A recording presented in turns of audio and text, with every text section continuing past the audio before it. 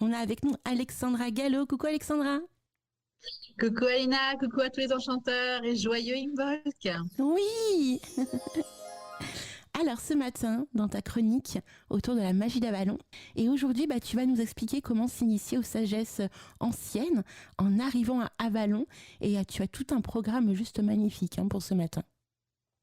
Merci, j'espère qu'il va vous plaire. Effectivement, c'est donc voilà, 6e épisode de ce cheminement de prêtresse d'Avalon que je vous partage dans cette chronique. Et comme on en a parlé un petit peu au travers des anciens épisodes, cette idée que arriver à Avalon, c'est justement aller rejoindre ce lieu d'apprentissage des anciennes sagesses sur les traditions celtiques notamment. Et donc comment avoir un nouveau fonctionnement, une nouvelle vision des choses. Donc aujourd'hui, voilà, on va parler un petit peu de tout ça, voir quels sont les domaines de magie en fait auxquels on peut être initié et quels sont les domaines qu'on va du coup être pas forcément qu'on va choisir, mais qui vont être des domaines de prédilection pour nous, dépendamment de notre magie unique, comme on en avait parlé dans le dernier épisode sur notre constitution personnelle. Et voilà, donc vous présenter un petit peu tout ce parcours que vous pouvez être amené à faire une fois que vous rejoignez cette île mystique. Et je rappelle au passage aux enchanteurs que toutes les émissions, toutes les chroniques autour de la magie d'Avalon sont disponibles sur la chaîne YouTube. Donc il y a 5 épisodes disponibles et là, on débute ce 6e. C'est parti, ma très chère Alexandra. Donc voilà, donc comme on en avait parlé, le Avalon, donc sanctuaire du féminin sacré, cœur de la magie du monde, lieu d'apprentissage. Et du coup, qu'est-ce qu'on apprend en fait au niveau de cette île-là? Donc cette île un petit peu qui va faire office presque d'école, une école un petit peu protégée dans laquelle on peut apprendre à son rythme avec différentes personnes. C'est une forme de Poudlard en un certain sens, sans château, on va dire ça comme ça. Et donc, du coup, là, ça nous permet justement de nous reconnecter à ce que j'appelle, moi, le langage du monde, langage de l'univers, donc se relier au rythme des saisons. Donc là, par exemple, justement, voilà, nous sommes à la fête d'Imbolc, donc l'un des 8 sabbats sur la roue de l'année, alors qui n'est pas forcément que païenne, c'est la roue de l'année, c'est pas forcément que celtique, mais justement la roue de l'année païenne. Donc, réapprendre justement ces différentes fêtes qui rythment notre année, s'accorder avec les saisons, observer en fait le rythme des saisons, écouter un petit peu plus le langage de la nature et s'accorder à ce rythme-là. C'est-à-dire que par exemple, effectivement, dans la période hivernale, malgré tout, hop, bim, c'est 1er janvier, il faut être au taquet, il faut faire la nouvelle année, les nouvelles résolutions, etc. En fait, si on écoute véritablement notre rythme et le rythme de la nature, on voit la nature encore endormie.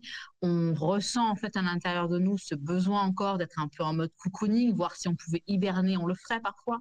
Ce côté de vouloir rester un peu plus en introspection et c'est pas encore le temps d'être dans la full action en fait. Donc toutes ces différentes manières en fait de voir le monde, de voir les choses, nous permettent de nous réaccorder véritablement avec le vrai rythme et non pas le rythme que parfois nos sociétés peuvent imposer. Donc, du coup, voilà, c'est une fois qu'on arrive là-bas, on a cette reconnexion avec ces différentes manières de faire. Donc, c'est une vision assez générale, en fait, le rythme des saisons, la roue de l'année, etc.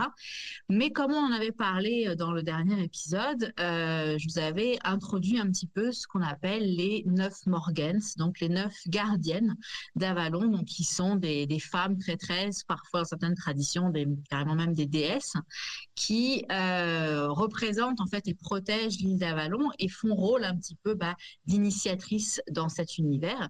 Et chacune va être représentée être une représentante d'un des 9 domaines de magie. Alors, bien évidemment, on peut considérer qu'il y en a beaucoup, beaucoup plus que ça, mais souvent, on se rend compte que c'est des déclinaisons d'un domaine en particulier. Et donc là, justement, je voulais un peu plus rentrer dans ce sujet-là et vous présenter un petit peu plus quels sont ces fameux domaines de magie. Voilà, un petit peu encore à l'image de Poudlard, quels sont nos professeurs de magie dans la tradition d'Avalon. Et donc, ces 9 femmes, donc en fait, ces 9 Morganes gardiennes d'Avalon, ont chacune donc un âge différent qui va grosso modo représenter un petit peu l'âge, les différentes décennies sur la vie donc d'une femme en l'occurrence ici.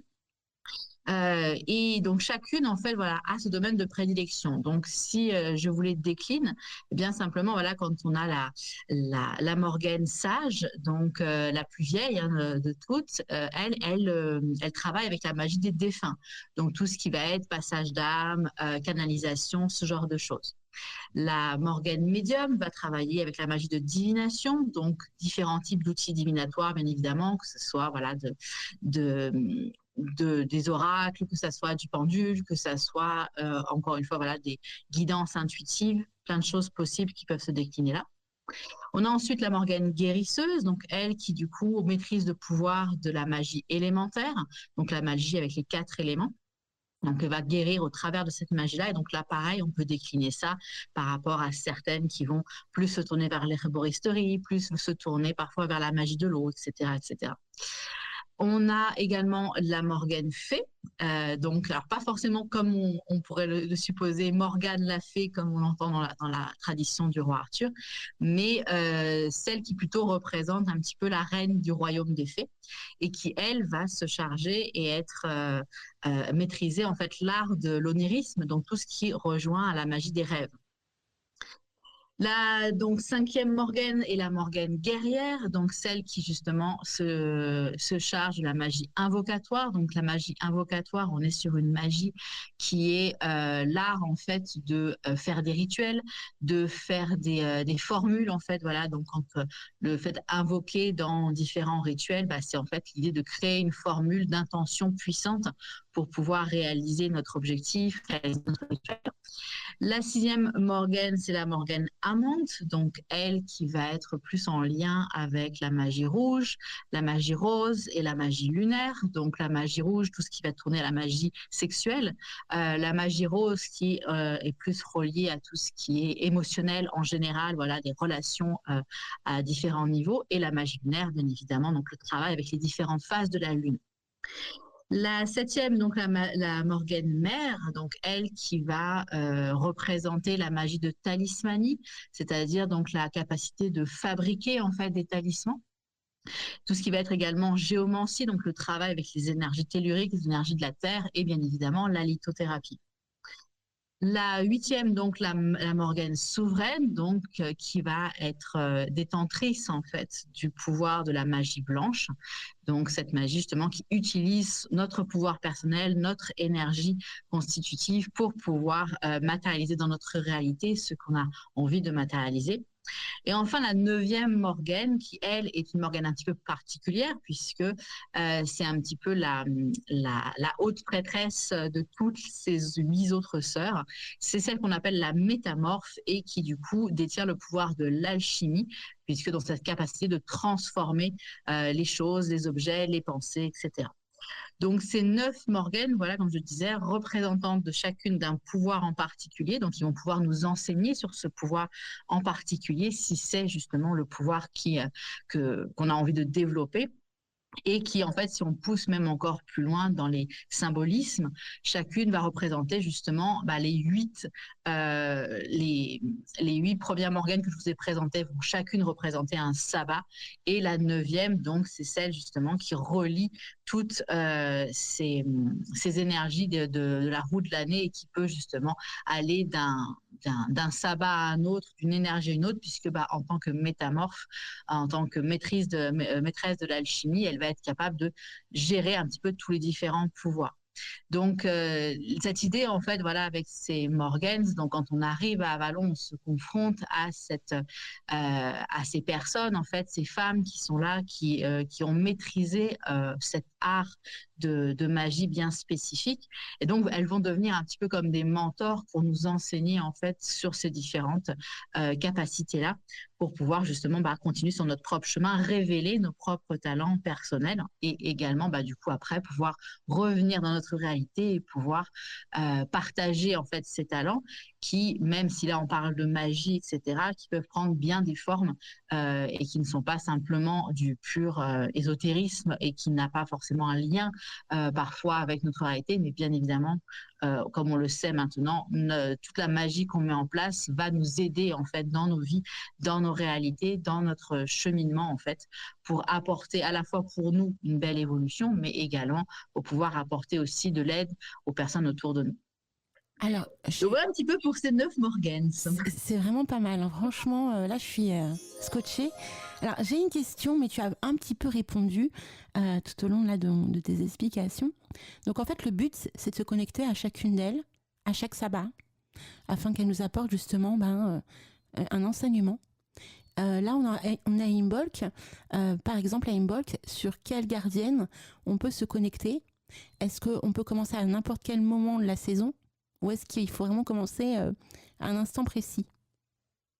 Alors, il y a plusieurs choses qui sont possibles. Effectivement, moi, je suis assez partisane de ne pas se bloquer avec certaines règles figées, en fait, et de suivre un petit peu, voilà, les choses qui nous attirent sur le moment. Là, spécifiquement par rapport à Inbolc, c'est donc la Morgane Fée qui est la plus présente, celle qui donc gère la magie de l'oniris, la magie des rêves. Donc, on peut effectivement vouloir commencer avec ça. Moi, c'est d'ailleurs ce que j'ai partagé dans mon cercle de femmes hier que j'ai fait. Je leur ai fait rencontrer cette fameuse Morgane Fée pour aller justement recontacter avec nos rêves d'enfants, recontacter avec cette énergie, cette étincelle de vie que Imbolc apporte. On sait que le réveil de la nature est en train de se faire. On sent en fait cette énergie qui commence tranquillement à s'étirer d'un doux sommeil. Et donc, du coup, je leur ai fait connecter cette énergie-là avec cette rencontre pour réveiller ce feu d'inspiration, ce feu créateur, pour voir comment on peut infuser peut-être des rêves qu'on a oubliés ou des rêves qu'on a présentement, mais qui manquent encore un peu d'énergie pour se réaliser. Donc, ça peut être une forme de connexion si on souhaite rencontrer ces différentes Morgans-là. On peut commencer effectivement par elles. Mais après, justement, on peut aussi aller avec ces talents spécifiques. C'est-à-dire que si pour vous, la magie des rêves, l'onirisme, les marcheurs de rêves, etc., ce n'est pas vraiment votre domaine de prédilection, vous ne vous sentez pas à l'aise avec ça, vous n'êtes pas attiré par ce type de magie-là, du coup, vous pouvez plutôt vous tourner vers celle qui vous attire le plus par rapport à une magie que vous avez vraiment envie d'apprendre. Donc, c'est pour ça que je dis, il n'y a pas de règles définies et figées.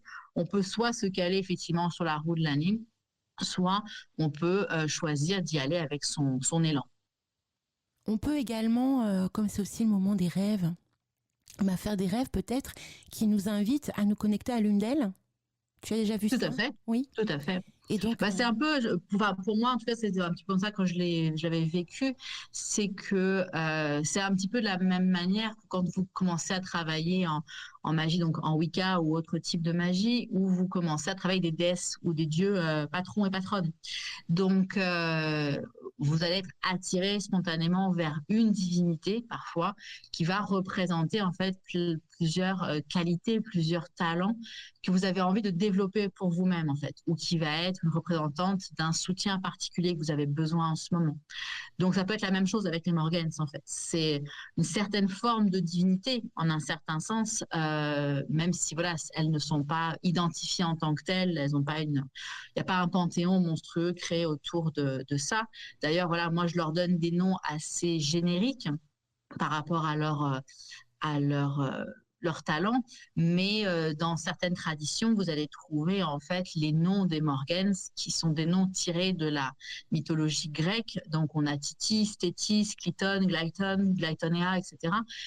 Moi, c'est des noms pour moi qui n'avaient pas de sens, d'autant plus que qui étaient tirés de la tradition grecque, donc il n'y avait pas forcément de lien évident avec ça. Et donc, je préfère toujours pour que chacun en fait y mette son propre imaginaire, sa propre représentation, de parler de celle qui a le pouvoir de médiumnité, celle qui est sage, celle qui est guérisseuse, etc., etc.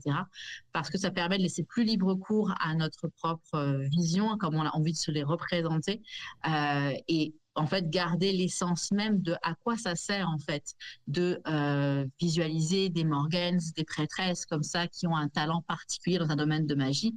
En fait, ça sert pour nous en tant qu'humains de mettre une représentation, une personnification en fait pour pouvoir se connecter à cette énergie-là. Parce qu'en soi, de même que pour les divinités, on n'a pas forcément besoin en fait de cette représentation extérieure. Mais par contre, ça aide pour focaliser notre attention, ça aide pour créer tout un univers autour de ça, pour ensuite en retirer en fait l'essence même de cette représentation, c'est-à-dire bah voilà, comment est-ce que je travaille avec les rêves, comment est-ce que je travaille avec les éléments, comment est-ce que je travaille en divination, etc., etc. C'est un petit peu comme les tuteurs pour les plantes, j'ai envie de dire. On part au départ sur cette vision voilà, très personnifiée, très imaginaire de à quoi ressemble une divinité, à quoi ressemble une Morgans, etc. Et j'en retire en fait après, ça me permet de donner ce point de focus pour en retirer ce que j'ai besoin de développer pour moi. Alors, est-ce qu'il existe dans cette tradition, la magie d'Avalon, je ne sais pas, des cartes, des tirages possibles pour pouvoir justement se connecter à l'une d'elles, avoir un message X ou Y, ou qui puisse nous dire effectivement, bah là, tu as tiré cette carte, il faudrait peut-être que tu commences par cette Morgans-là pour ton cheminement, ou alors pas du tout. Alors, il n'y a pas forcément d'outils spécifiques pour ça. Il y a plusieurs oracles sur Avalon qui existent, mais qui généralement voilà, reprennent beaucoup les lieux et les personnages de la tradition. Mais spécifiquement un oracle sur les Morgans, alors moi j'en avais trouvé un, mais c'est pas forcément les Morgans, mais ce sont les différents visages de Morrigan. Donc, qui sont souvent qui peuvent se rapprocher très facilement en fait des 9 Morgans, d'où le nom d'ailleurs, hein, entre Morgans, Morgan, on n'est pas très très loin. C'est du coup voilà, il y avait ces 12 facettes de Morrigan qui peuvent être rassemblées. Donc moi que j'ai un petit peu fait dans ce sens-là aussi, on peut rassembler des 9 prêtresses gardiennes d'Avalon. Donc ça peut être ce type d'outil-là, mais bon c'est pas un oracle, c'est un oracle qui est seulement en anglais et qui n'est pas vendu. Moi je l'avais acheté directement à la créatrice qui est en Amérique du Sud. Donc voilà, on n'achète pas ça sur Cultura ou à la Fnac en tout cas. Et qui s'appelle en fait l'oracle transformationnel de Morgan. Donc qui est magnifique pour ça, donc qui peut être une indication puisque bah voilà ces différentes facettes, on va pouvoir les relier en fait à ces 9 Morgans. Mais après avec votre outil d'oracle favori ou de tarot, etc. Bah encore une fois, si vous posez cette question-là, avec quelle Morgans je peux commencer à travailler, vous pouvez avoir vos réponses par rapport à vos symboliques, etc., dans votre oracle ou dans votre tarot, qui va vous donner un indicateur de ah bah tiens, effectivement, ça c'est le temps, par exemple, de me reconnecter avec la magie de la Terre. Donc, le fait, donc, peut-être des types de magie, de talismanie, de géomancie, de lithothérapie. Et donc là, bah, du coup, vous savez que ah bah tiens, je vais aller vers la Morgans mère, donc celle qui est représentée par cet archétype-là, pour travailler avec elle. Donc, ça peut être un moyen comme ça. Mais après, c'est vrai que moi, j'aime bien conseiller les personnes d'aller vers leur type de magie unique et d'aller vers la Morgans qui va correspondre à cette magie unique. D'accord, wow. Donc si on est plus en appétence avec un univers spécifique, tu nous conseilles plutôt d'aller vers la Morgans qui représente cet univers spécifique. D'accord. Il y a Abyss qui donne un message sur le chat qui est vraiment très pertinent. Elle nous dit complètement d'accord avec toi Alexandra, choisir soi-même une appellation, ça permet également de créer un lien. Exactement. Oui. C'est exactement ça. Je suis tout à fait voilà, en adéquation aussi avec ça. Parce que bah, parfois, voilà, les noms ne nous parlent pas à nous. Il ne faut pas non plus oublier en fait que toutes ces différentes traditions ont été revisitées, revues et corrigées de nombreuses fois pour être mises à jour par rapport à l'état de l'humanité dans lequel on est, et que ça vient toujours en fait. Parfois, c'est très compliqué de retracer l'origine. Donc, il ne faut pas oublier que là, il y a véritablement quelqu'un qui, à un moment donné, a fait un choix arbitraire par rapport à son expérience, par rapport à ce qu'il a observé, et a décidé de ce nom-là qui lui parlait pour lui ou elle. Mais ça ne veut pas forcément dire que c'est à force de loi et que vous devez vous soumettre à ce type de nom-là. Par contre, ce qui peut agir entre guillemets comme force de loi, et encore c'est un peu fort comme terme, mais ce que représente en fait la divinité, l'archétype, etc., c'est cet apprentissage que vous cherchez au final. on s'en fiche un petit peu de la forme que ça va prendre, mais la démarche que vous mettez en place, c'est de contacter un certain savoir, contacter une certaine capacité, un certain talent. C'est ça, en fait, l'objectif, en fait, profond pour chaque personne. Après, voilà, quelle forme ça prend, que ce soit la tradition d'Avalon ou n'importe quelle autre tradition, grecque, viking, chamanique, amérindien, etc., etc. Au final, tout le monde, on se rend compte, en fait, d'ailleurs, on peut faire des parallèles, hein, par exemple, entre Hécate et Morrigan. Hécate, qui est donc une divinité grecque, et Morrigan, et même Kali, la divinité hindoue. Ces trois archétypes, ces trois représentations de divinité sont extrêmement proches. Chacune, voilà, travaille avec ce côté de transformation, de changement, de guerre, de mort, de combat, de force, etc., etc. Donc, on voit bien en fait que c'est le concept en fait est récurrent dans les différentes traditions. Maintenant, comment est-ce qu'on appelle ce concept? Là, c'est propre à chacun et donc c'est important pour moi de se donner cette liberté aussi à soi en tant que praticien et praticienne parce que c'est pas parce que quelqu'un l'a dit qu'il a forcément raison. Voilà. Donc, il n'y a pas forcément de moyens très objectifs de pouvoir prouver qui a raison, en fait. Donc, au bout d'un moment, ça laisse justement plus libre cours à cette petite touche personnelle qu'on peut mettre dans ces activités. Alors, j'avais alors le souhait, en fait, est-ce que tu pourrais développer de nouveau chaque spécificité magique reliée à chaque gardienne, les associer Oui. également avec le sabbat? Ce serait intéressant pour qu'on puisse prendre des notes, ou alors quand il y aura la vidéo replay sur YouTube, eh bien, les enchanteurs pourront également prendre des notes et bien se rendre compte que chaque gardienne a une spécificité reliée à un sabbat. Exactement. Alors, du coup, je reprends. Je vous redonne tout ça. Donc, comme je disais, voilà, là, donc, nous sommes à Inbolc, donc nous sommes avec la Morgane, donc la fée, celle donc qui maîtrise le pouvoir de l'onirisme, le travail avec les rêves, etc., etc. Ensuite, donc, nous avons la Morgane, la guerrière, donc celle qui va être reliée au sabbat d'Ostara.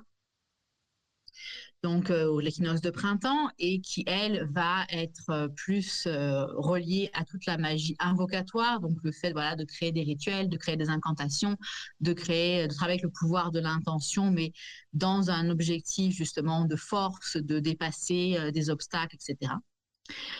Ensuite, donc pour Beltane, nous avons la menthe, donc celle qui va travailler avec la magie rouge, la magie rose, la magie lunaire. Ensuite, nous avons la Morgane mère, donc pour Lita, pour le solstice d'été, qui va, elle, travailler avec tout ce qui est magie de talismanie, géomancie, lithothérapie, donc les énergies telluriques, énergies terrestres. Pour l'Omnassa de 1er août, nous avons donc la guérisseuse, donc celle qui va travailler avec la magie élémentaire, donc avec le pouvoir des 4 éléments et comment se guérir au travers du pouvoir des 4 éléments. Pour Mabon, pour l'équinoxe d'automne, nous aurons la souveraine, donc celle qui travaille avec la magie blanche et le pouvoir personnel. Donc vraiment là, pour la distinguer un petit peu de la guerrière, donc la magie invocatoire, la magie blanche, en fait, c'est vraiment cette magie qui est reliée à notre énergie, à notre pouvoir personnel et comment voilà, on l'utilise, versus la guerrière qui est un petit peu plus dans le côté intention et comment dire, création d'incantation. Ensuite, pour Samhain, 31 octobre, nous avons la médium, donc celle qui gère toute la magie de divination, sous toutes ses formes. Pour Yule, on aura la Morgane sage, donc celle qui va travailler avec les défunts, donc va faire le pont entre les mondes, donc avec comment dire, tout le côté de canalisation, voilà, des défunts, ou d'accompagner donc j'ai plus le mot maintenant qui me revient, mais les passeurs d'âme, voilà, les passeurs d'âme qui vont se relier à elle beaucoup. Et enfin, donc, la fameuse 9e Morgane, la métamorphe, qui va avoir cet avatar de Morgane la fée, justement, de Morrigan, etc., puisque c'est celle qui peut changer plusieurs fois de visage, plusieurs fois d'âge, plusieurs fois de talent, et qui, du coup, de par cette capacité-là, va être reliée au pouvoir de l'alchimie, donc tout ce qui est relié à la magie de transformation. Waouh. Voilà pour l'explication des 9 Morgans. C'est extraordinaire. Je trouve que c'est vraiment bien de faire ce travail. Ça permet aussi de mettre des bases, surtout si on Oui, est intéressé par cette magie-là, de savoir comment tout ça se goupille également. Et c'est vrai que là, tu développes et on se rend compte que chaque Morgans, en fait, sont associés aussi à l'énergie du sabbat. Et que exactement. la métamorphe, en fait, serait un ensemble de tout ça. Et si on fait un cheminement traditionnel magique hein, pour s'initier, j'ai la sensation qu'en fin de compte, on finit par être la métamorphe nous-mêmes et d'avoir en nous les 8 Morgans qui, euh, qui C'est sommeillent. exactement ça. C'est ça. Donc j'ai En bien fait, compris. quand on regarde dans la tradition d'Avalon, enfin, quand j'ai fait moi mon cheminement de prêtresse d'Avalon, c'est exactement ça. En fait, on a toute la roue de l'année et en fait, la métamorphe, elle est au centre de la roue de l'année. Et elle peut osciller en fait entre toutes les différents sabbats, mais elle est toujours là en arrière-fond, j'ai envie de dire, peu importe quelle est la Morgane, qui est là présente pour le sabbat. Et de fait, voilà, si on extrapole en fait par rapport encore une fois à notre vie, à notre évolution, eh bien on voit qu'en fait c'est un petit peu comme des sous-archétypes des 4 gros archétypes féminins ou des 4 gros archétypes masculins. Je les connais un peu moins, ça c'est pas ma spécialité, mais les 4 gros archétypes féminins, donc la jeune fille, la mère, l'enchanteresse et la femme sage, qui représentent les 4 périodes de la vie de la femme, qui représentent les 4 saisons, qui représentent les 4 semaines de son cycle menstruel, etc. On se rend compte au bout d'un moment, en fait, comme tu viens de le dire, qu'on est tout ça, en fait. Donc, on est ces 8 femmes, ces 9 femmes, on peut développer en fait d'une certaine manière à certains niveaux. Certains vont être plus que d'autres parce qu'on va avoir des propensions et des facilités dans certains domaines. Mais au final, c'est un cheminement en fait qu'on va traverser pour, même si c'est pas dans le domaine de magie en tant que tel, mais qu'est-ce qu'apporte en fait, par exemple, voilà, qu'est-ce que va apporter la menthe. La menthe va nous permettre de nous connecter avec ce pouvoir de sexualité, avec le fait d'honorer notre corps, de remercier ce corps qu'on peut avoir, d'être dans cette passion créative également. La mère, au contraire, va être dans ce côté nourrissant, soutenant, va être dans la protection, etc., dans le partage avec le monde, etc. Donc, on peut même y voir voilà une espèce de, comment dire de point étape qu'on va traverser dans notre vie parce qu'on va être la jeune fille, on va avoir entre 0 et 10 ans et être la toute petite fille, donc la Morgane fée, etc. Ensuite, on va avoir entre 10 et 20 ans, on va être la guerrière parce qu'on va être dans cette idée de vouloir grandir, apprendre plein de choses, aller surmonter certains obstacles, etc. Ensuite, on va être l'amante avec Beltane, on va être ensuite la mère avec Lita, etc. Donc, en fait, ce cheminement annuel, on pourrait même le voir en fait comme un cheminement entier de vie, parce que au final, ces différentes fêtes ponctuent voilà une année de 365 jours, mais en même temps, en fait, on pourrait les dissocier en tranches d'âge dans nos vies, en fait, comme on le fait pour les archétypes piliers féminins. La jeune fille, c'est de 0 à 15 ans, la mère, c'est de 15 à 35, l'enchanteresse de 35 à 50 et la sage au-delà de 50 ans. Donc, en fait, on a découpé de cette même manière-là. Et c'est ça, je trouve, qui est très, très beau parce que ça donne vraiment un petit peu voilà un plan un plan à suivre, de savoir où on en est, de savoir quelles étapes on traverse et ça nous permet justement voilà de s'accorder encore une fois à un autre niveau à ces énergies qui nous entourent. Donc on n'est plus juste sur des énergies saisonnières, etc., ou des énergies de la nature, mais on est sur une énergie d'évolution en fait, d'un cheminement personnel d'apprentissage. Et du coup c'est vrai quelque chose qui peut vraiment aider pour savoir où on en est et comment masteriser certaines choses. Alors ça commente pas mal sur le chat, Alexandra. On a notamment Marie-Roux qui vient d'arriver, on lui fait plein de bisous. Elle dit super intéressant, hein, donc effectivement c'est super intéressant, hein, on est d'accord. Alors il y a Isiliane qui dit pour les garçons, les principaux sont donc Ah voilà. le garçon, donc l'enfant, l'amant, le guerrier, le père et l'ancien. Il dit, Génial. il y en a d'autres, mais ces 5-là sont les plus importants. Abyss rebondit et dit, c'est vrai que l'on ne parle pas suffisamment du point de vue masculin, notamment dans la magie d'Avalon, c'est vrai qu'on parle souvent au féminin.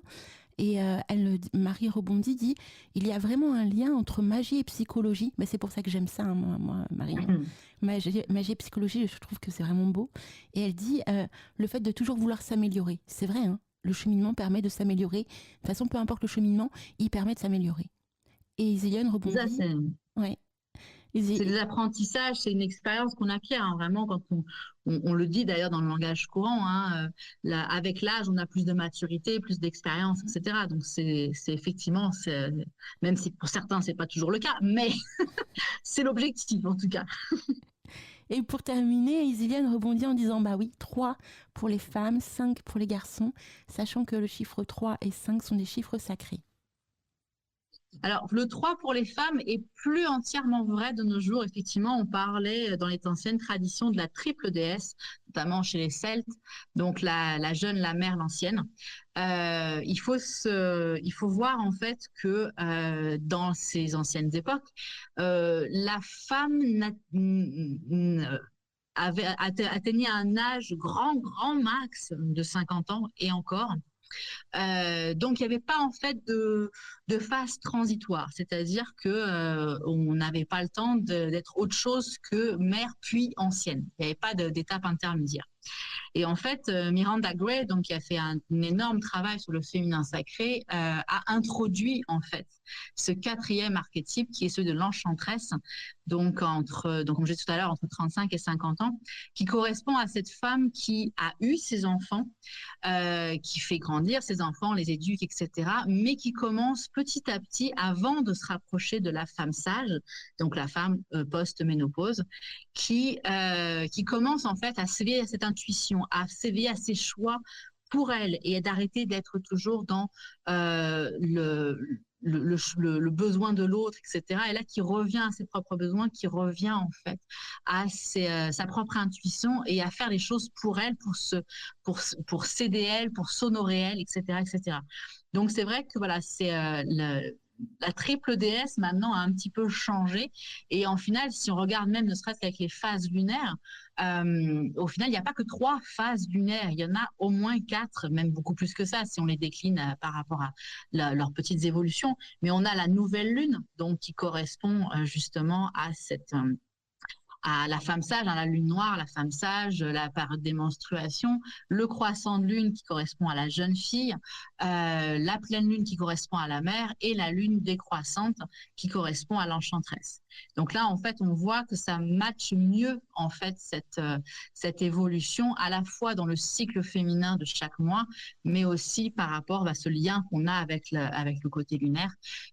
Donc c'est vrai que maintenant, le fait que les femmes vivent plus vieilles ont permis de mettre en exergue en fait ce 4e pilier archétypal qui est donc celui de l'enchanteresse.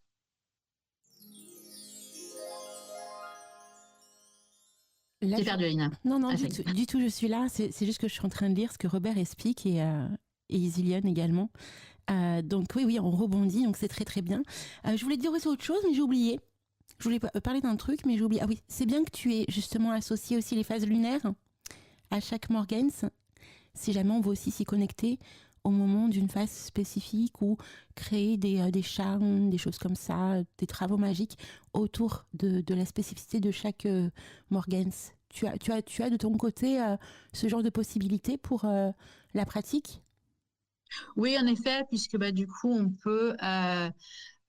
personnellement, voilà, les 8 Morgens qui sont reliés à la roue de l'année, on peut justement les rapprocher des 4 archétypes féminins. Donc, il va y en avoir deux Morgens pour chaque archétype, en fait. Ça va être un peu cette idée-là. Et en fait, du coup, de la même manière qu'on le fait pour les 4 archétypes majeurs, on peut aussi voir ce travail, en fait, de lunaire en lien. C'est-à-dire que, du coup, on le sait, hein, toute la période justement quand on commence le début de l'année Samhain, du coup, donc on est encore sur le milieu de l'automne, donc on est sur la lune décroissante. Arrivé à Yule, on est sur la lune noire, justement, on est pile avant que le soleil commence à revenir. Et arrivé à Imbolc, là, on est sur la nouvelle lune, la lune croissante. On va être sur la lune croissante jusqu'à Lita, pour justement le solstice d'été. Donc là, on va être pour la pleine lune, du coup. Et ensuite, une fois qu'on a dépassé la pleine lune, on est sur la lune décroissante jusqu'à Samhain et après, donc Yule qui marque la lune noire. Donc, on peut effectivement, bien évidemment, aussi travailler avec ces archétypes-là sur les phases lunaires dans un même mois. C'est très possible également aussi. Donc, il y a plein de façons de pouvoir travailler avec ces Morgans, en fait. Maintenant, à savoir, quand on disait tout à l'heure, laquelle je choisis pour commencer, est-ce que je me fie aux saisons, aux phases lunaires ou au sabbat?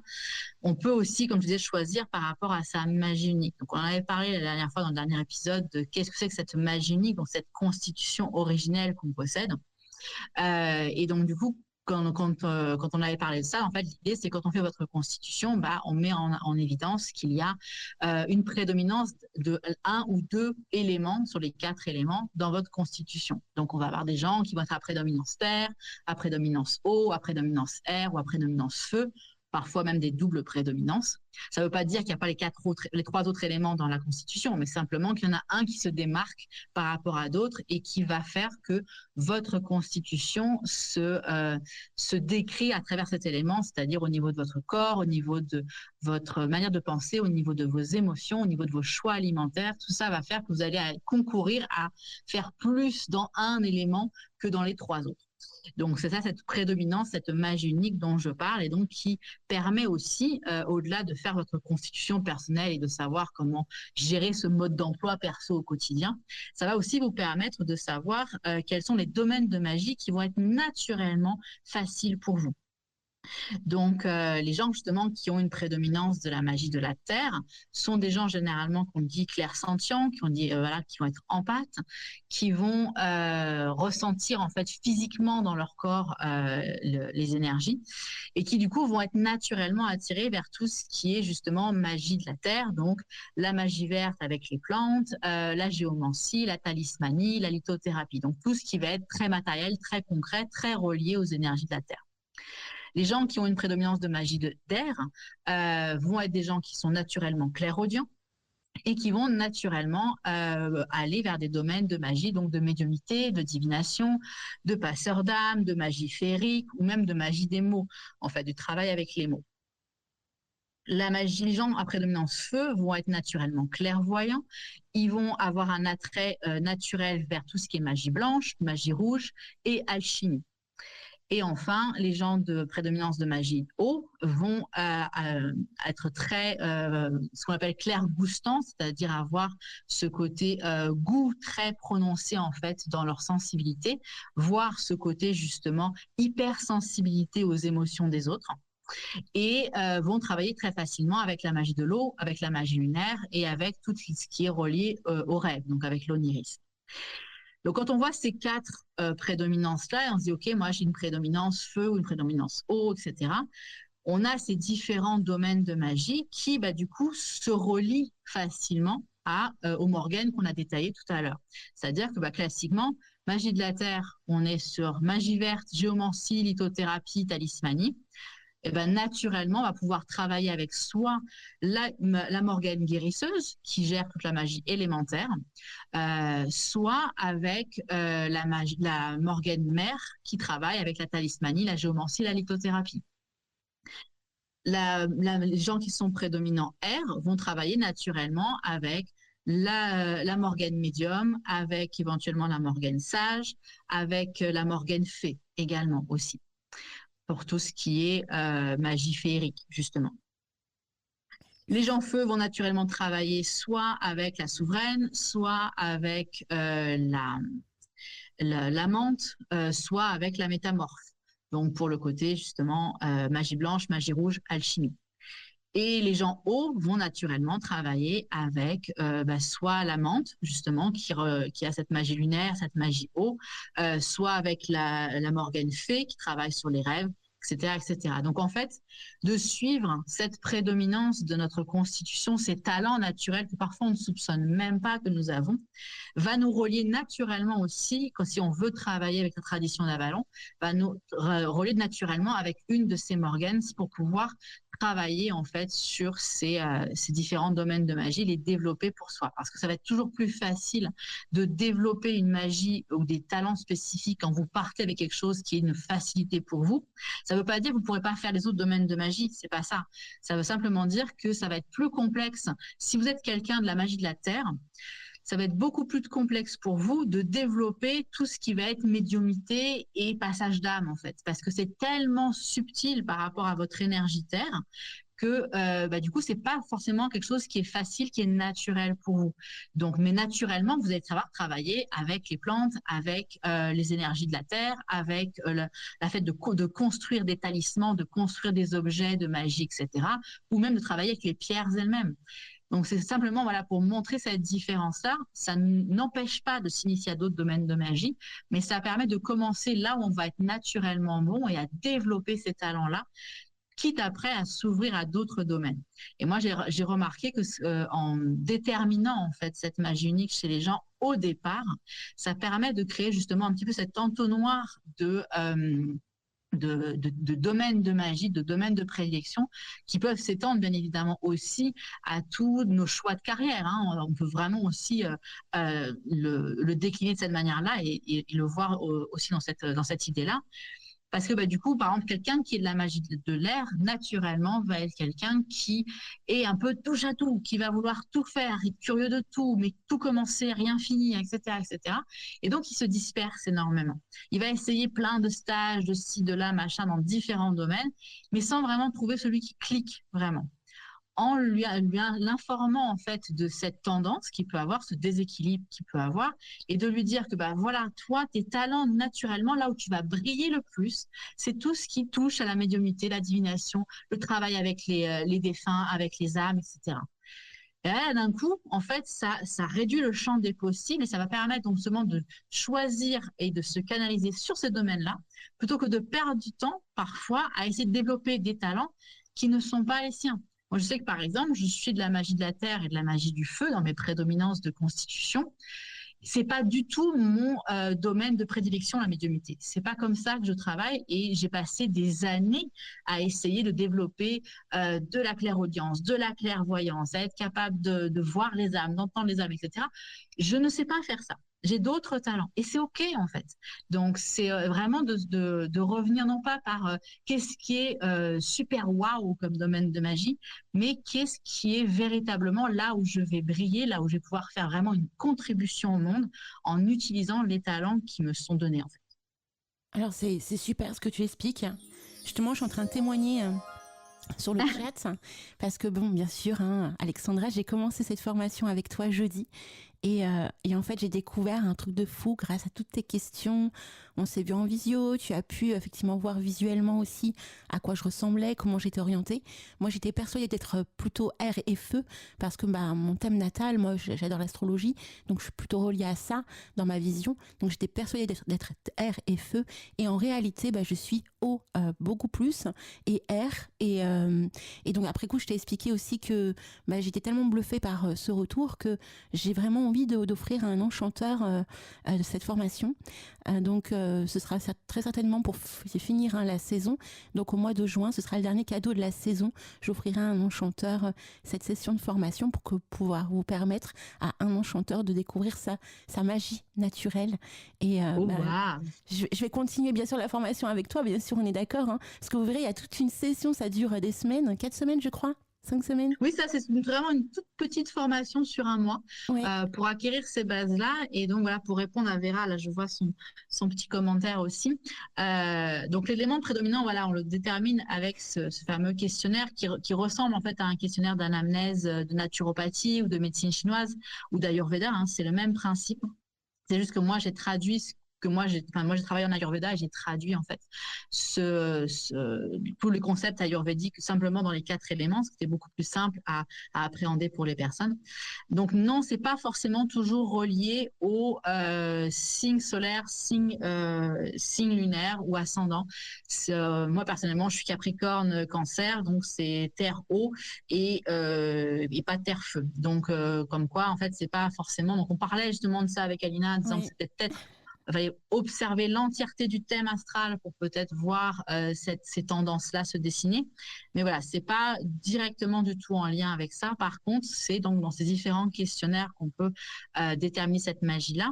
Moi, je vous ai mis, en fait, quand vous rejoignez ma newsletter sur mon site, vous avez en fait en cadeau de bienvenue une petite histoire en fait que j'ai créée de celle qui veut devenir une sorcière, et vous avez à la fin un mini test. Alors c'est pas un test qui va vous donner avec certitude exactement voilà le type de magie, mais qui va commencer à vous de mettre un petit peu sur la voie et qu'on peut préciser après dans le cadre de cette petite formation là. Donc c'est un petit peu comme ça voilà qu'on peut déterminer, donc de voir voilà quelles sont, de rapprocher toutes les différentes caractéristiques de notre corps, de notre métabolisme, de notre psychologie, de notre émotionnel, de nos goûts, hein, en termes voilà de films, de musique, de nourriture, de couleurs, etc., etc. À force voilà, de toutes ces questions-là, on va voir se dessiner en fait cette tendance prédominante de un ou deux éléments. Très souvent dans notre société maintenant, on a souvent 2 éléments qui sont majoritaires. Alors tu sais en plus ce qui est marrant, c'est que quand j'ai fait ton test, c'est que j'ai découvert que j'étais élément eau, hein, presque pas à 1000%, mais pas loin. Moi, par rapport à mon thème et au décortiquage que j'ai pu en voir et en percevoir, donc bien sûr Balance ascendant Sagittaire, donc air et feu hein, notamment, beaucoup d'air et de feu dans mon thème au sens vraiment large des aspections des planètes. Mais par contre, alors c'est très fou parce que je suis prédominance eau avec ton test, je me sens maintenant eau. Tu vois, parce que ça m'a vraiment ouvert. Je peux vous dire, j'ai été complètement bluffée. Hein. C'est une révélation, hein, vraiment. Et en fait, dans mon thème, c'est écrit attention à l'élément eau. Tu vois, j'ai toute une spécificité autour de mon thème qui me dit attention à l'élément eau. Donc, ça signifie des choses. Donc, c'est pas simplement le test qu'Alexandra va vous proposer est vraiment très, très, très complet. Hein. Elle vous pose des questions de ouf sur plein de sujets. Hein. Donc ça peut être autant sur la nourriture, mais vraiment plein de sujets. Et donc on répond du tac au tac, on ne réfléchit pas trop, c'est instinctif aussi. Ça permet vraiment de percevoir les clés vraiment intérieures, profondes que vous avez sans vous rendre compte en fait. Et en réalité, l'émotion, moi j'arrête pas de dire ce mot, émotion, sensation, dans tout ce que je dis, et ça revient en fait. J'ai une appétence pour l'oniromancie, ça revient, j'ai une appétence pour la médiumnité, ça revient. Donc c'est vrai que, et pourtant tu te mens à toi-même parce que tu penses être air et feu. Tu vois, c'est dingue je trouve, comme révélation. Bah parce qu'en fait, effectivement, pour moi, c'est vraiment central d'avoir ce mode d'emploi. C'est pour ça, en fait, que je mets cette mini-formation dans toutes mes propositions, parce que c'est impensable pour moi de faire quoi que ce soit comme accompagnement ou formation plus longue sans avoir cette base-là. Et en fait, comme tu dis, voilà, c'est bluffant dans le sens que parfois, selon comment on a mené nos vies, selon là où on a été éduqué, selon nos sociétés, etc. On a ce qu'on appelle des masques, c'est-à-dire que il faut quand même se rappeler que quand on est enfant, oui, on est né avec une constitution originelle bien spécifique, mais si vous grandissez dans une famille qui est justement très perfectionniste, qui est très dans la compétition, qui est très voilà dans ce côté leadership, etc. Vous, c'est pas votre un truc naturel d'être un leader, mais vous grandissez avec cet exemple-là. Ben, du coup, pour correspondre, hein, encore une fois, le besoin de reconnaissance qu'on retrouve quand on est enfant, et même toute notre vie d'ailleurs, mais qui va vraiment commencer à créer des blessures à cet âge-là, on va avoir envie de coller à l'exemple de nos parents ou d'un grand frère, grand sœur ou quoi que ce soit. Donc, on va développer des qualités qui ne sont pas les nôtres, donc ce qu'on va appeler des caractères acquis et non des caractères innés. Et du coup, au fur et à mesure qu'on va grandir, on va considérer que c'est ça notre constitution, c'est ça notre identité, etc. Alors en fait, on a simplement confondu notre identité avec le masque qu'on a créé au fil des ans. Et donc là, dans ton cas, c'était un petit peu ça, ce côté justement feu, qui au final, on s'est rendu compte via les différentes questions, etc., que j'ai pu te poser, que c'était un feu, entre guillemets, réactionnel. Il fallait vraiment des situations bien spécifiques pour que ce feu se déclenche, mais que naturellement, tu n'étais pas une personne qui cherche, qui était dans cette énergie-là. Donc, c'est vrai que ça apporte énormément pour moi, je trouve, voilà, pour avoir ces petites bases qui, en fait, nous servent au quotidien. Parce que, après, c'est pas simplement de dire et d'être super content. Ah ouais, super, je suis magie du feu ou magie de l'eau ou magie que ça. Non, l'idée, c'est après de pouvoir être en capacité de se rééquilibrer soi-même. Et moi, pour moi, ce côté autonomie est essentiel. C'est-à-dire que quand vous comprenez votre mode d'emploi, c'est un peu comme n'importe quel objet que vous achetez, hein. Si vous lisez le mode d'emploi, ça va être vachement plus facile pour l'utiliser et pour régler les problèmes apparents. Là, c'est pareil avec soi, hein, et avec sa magie unique. Quand on connaît sa magie unique, du coup, on va repérer les déséquilibres qui vont apparaître et avoir des outils pour pouvoir se rééquilibrer par soi-même sans forcément toujours aller chez quelqu'un d'autre qui va nous donner la solution, en fait. Et ça, c'est une reprise de pouvoir personnel, je trouve, qui est extrêmement essentielle pour moi. Et puis surtout quand tu débutes, hein, déjà quand tu débutes, si tu commences avec ce type de travaux, hein, à connaître effectivement l'origine qui t'est propre, naturellement tu vas t'orienter vers des sujets de cheminement magique et d'évolution très simple en fait, très naturel. Donc tu vas encore plus apprécier ton cheminement parce que par la suite tu vas développer les autres capacités reliées aux autres éléments qui t'incombent, mais dès le départ tu commences avec quelque chose qui t'est naturel. Donc apprécier ce cheminement est encore plus merveilleux. Alors que si comme tu l'expliquais tout à l'heure, hein, lorsque tu galères pour essayer de faire tel ou tel travaux ou telle orientation magique et qu'en fin de compte tu n'as pas cette appétence naturelle en toi, c'est encore plus complexe à rester motivé tout au long de ton cheminement, à te dire mais pourquoi je n'y arrive pas, tu vois. Donc en fait tu as la réponse grâce à ton test et c'est fou. Oui, c'est voilà, quand qu'on fait le petit programme là que tu es en train de faire toi là sur ce mois, ça, enfin vraiment moi j'ai hâte d'avoir tes retours d'ici quelques mois en fait et de voir ce que ça change en fait dans ton quotidien, dans ta manière d'appréhender les choses, etc. Parce que de fait c'est vraiment en fait une orientation qui nous permet de reprendre un petit peu plus de pouvoir sur notre vie, de retrouver une certaine souveraineté en fait et justement d'arrêter de se perdre dans c'est comme je disais tout à l'heure aussi, tu vois, moi même si j'avais déjà cette constitution là, j'ai voulu à tout prix masteriser le côté médiumité parce que le côté feu, un petit côté compétitif pour être super bon tout le temps, et au final au bout d'un moment tu dis non mais je suis pas R, donc arrête de vouloir faire des choses des gens R, c'est pas ma facilité, c'est pas là où je brille le plus, c'est pas là où je vais naturellement pouvoir faire des choses bien. Et c'est OK. Donc, en fait, voilà, c'est d'arrêter de penser que c'est ultra tellement cool, les gens qui font de la médiumnité, etc. Alors que je suis certain que les gens qui sont comme ça vont te dire qu'ils vont trouver ça vachement cool de faire du travail de clairsentience avec les plantes, etc. Voilà. Et encore une fois, on va toujours vouloir ce que l'autre a, alors qu'en fait, si on se concentre vraiment sur notre identité, sur qui on est, sur quels sont nos talents naturels, en fait, mais c'est tellement génial d'avoir des talents naturels. Donc, au bout d'un moment, arrêtons d'envier ce qu'il y a de l'autre côté et cherchons à développer ça, à maîtriser, en fait. Là, du coup, voilà, on n'est pas du tout dans l'idée du contrôle, hein, ça, c'est très important comme subtilité. On ne cherche pas à contrôler sa magie unique, on cherche à maîtriser. Donc, c'est littéralement, en fait, tout ce qu'on apprend dans différentes voies de magie, c'est comment maîtriser un art. Donc, savoir voilà, quelles sont les potentialités, quelles sont les limites, quels sont les risques, etc.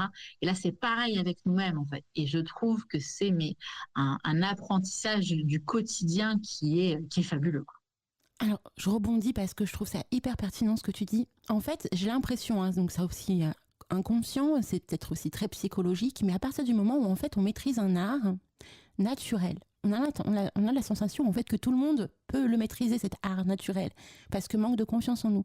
Donc ce qui fait que on ne donne pas forcément l'envie de le développer plus, alors que c'est naturel et on devrait au contraire encore plus apprendre à le maîtriser. Non, on part du principe qu'en fait que comme nous on sait le faire, qu'on a une facilité pour le faire, eh bien on n'a pas besoin de le développer puissance plus, puisque forcément on se dit que tout le monde peut le faire. Donc inconsciemment, on s'oriente vers autre chose et c'est là qu'en fin de compte ça bloque. Et le fait de faire cette formation, de découvrir et de conscientiser réellement le fait que ça c'est naturel et que c'est beau et que c'est pas tout le monde qui ont ces appétences-là, eh bien ça nous donne encore plus de confiance en nous, de courage pour pouvoir faire évoluer notre cheminement dans de meilleures conditions.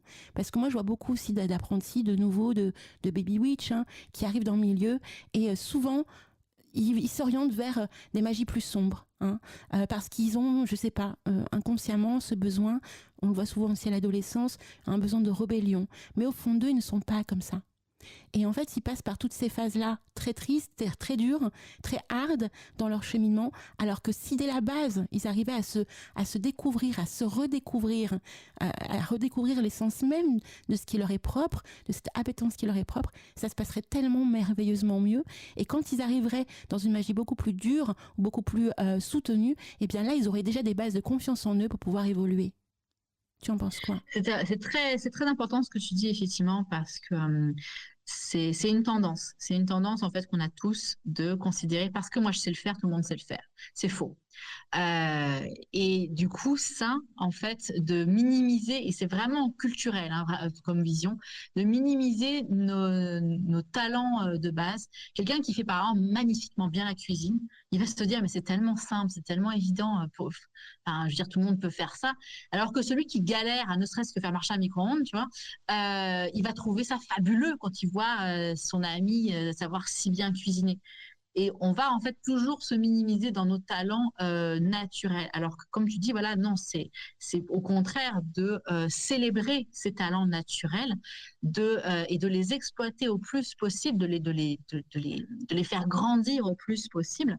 Et le fait que, comme tu dis, voilà, les personnes qui se lancent dans l'ésotérisme parfois vont aller dans des choses un peu plus sombres. Là, je rebondis sur ce que nous partage Marie dans le chat par rapport à ce lien, voilà, avec les blessures émotionnelles. C'est exactement ça. C'est quand les personnes vont dans des choses parfois un peu plus sombres, en étant vraiment débutant, j'entends, parce que des fois on peut le choisir de base, mais quand on y va de manière débutante, c'est parce qu'il y a des choses qui n'ont pas été réglées. Parce que du coup, les gars, tout le travail de part d'ombre, on en a parlé en début de chronique, on va en reparler justement dans le prochain épisode, justement, se réunifier avec sa part d'ombre. Ça, c'est un passage qui est obligé dans n'importe quel cheminement ésotérique, magique, spirituel, peu importe. Si vous n'affrontez pas et ne pacifiez pas votre rapport avec votre part d'ombre, toutes les blessures émotionnelles que vous avez pu avoir, etc., vous allez en fait nourrir toujours cet aspect-là et de manière malsaine au final. Encore une fois, il y a des gens qui vont choisir en fait de faire des magies noires, etc.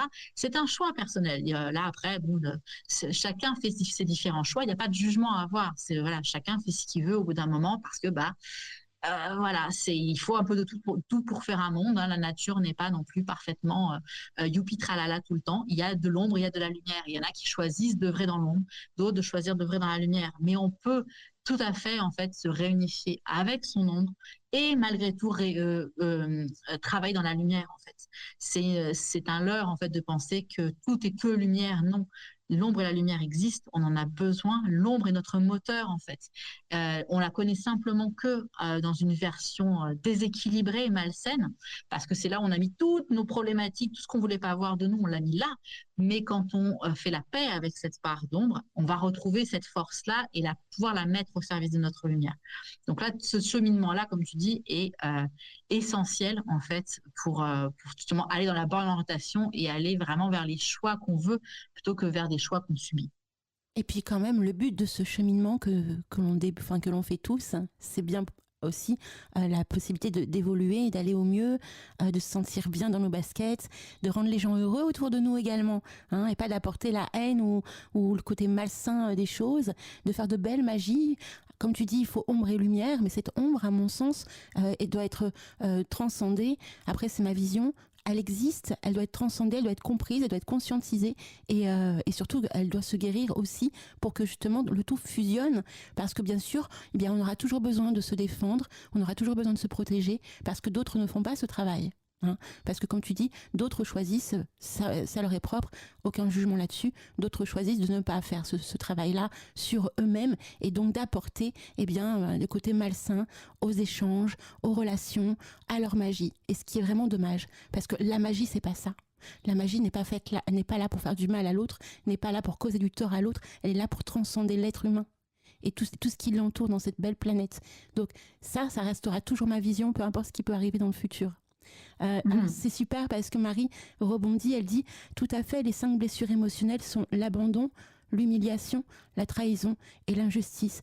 Et c'est vrai que quand on tape sur l'une de ces 5 blessures, même certains ont les 5 blessures, ce qui est encore plus compliqué à vivre au quotidien, je peux vous dire, et ben c'est là où il faut faire le travail, vraiment, pour pouvoir justement avoir une vie beaucoup plus saine dans sa tête, dans son cœur, dans son âme.